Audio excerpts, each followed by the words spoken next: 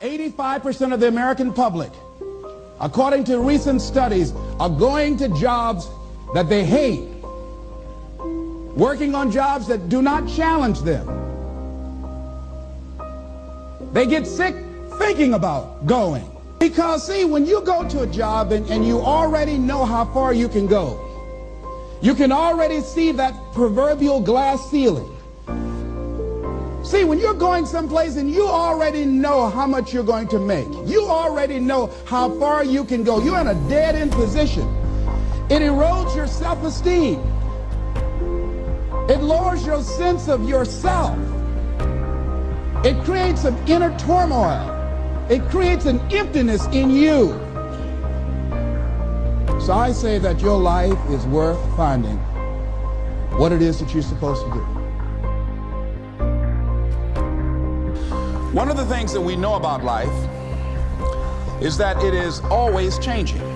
Sometimes you're up, sometimes you're down. Sometimes things go real well, and sometimes they don't.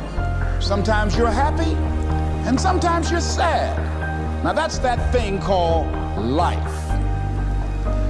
And when we begin to understand and know that, accepting that reality that we will never ever have things just on an even keel all the time, that you're going to have some ups and you're going to have some downs. But during those down moments, that's where the growth takes place. That's where the work is. See, anybody can feel good when they have their health, their bills are paid, they have happy relationships, the children are acting normal, business is successful. Anybody could be positive then. Anybody can have a larger vision then. Anybody can have faith under those kinds of circumstances. Am I correct? See, but the real challenge of growth, mentally, emotionally, and spiritually, comes when you get knocked down.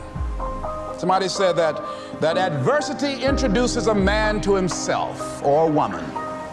I had a guy say something to me, and I suggest this is one of the first things that you want to do when you're facing a challenge. You want to get unstuck. Evaluate where you are. Look at it. Assess yourself. Assess yourself and assess the situation. What brought you there? What role did you play? Earl Nightingale had a saying I like. He said, all of us are self-made, but only the successful will admit it.